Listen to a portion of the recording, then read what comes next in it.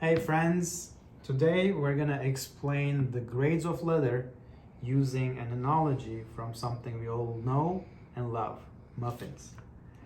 As muffins, leather has a depth, a thickness in the row cowhide right here. And in the tannery, what we do is we split it into layers, sometimes 2, sometimes 3 layers. So just like your muffin top, you can take it off, the best part, and you still have the bottom.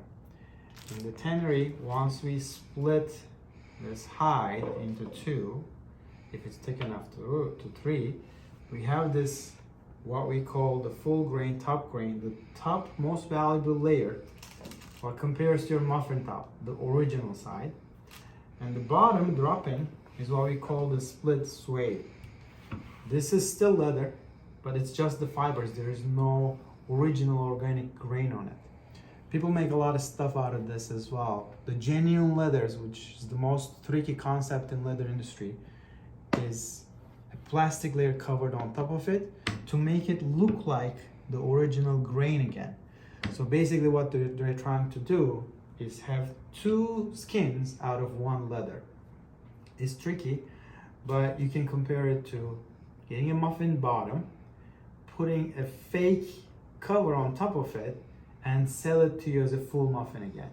So that's why if you ever see genuine leather name, and if the vendor or the salesperson has only genuine leather to qualify and tell you the description of their product, then know that this is not a good sign. It's the secondary layer of the leather.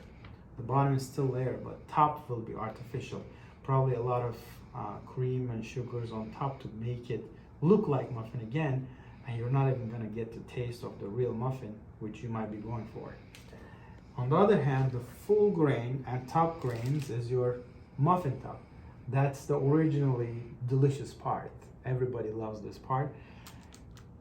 The difference between the full grain and top grain is now how much of a sprinkle and finish you applied on that muffin top.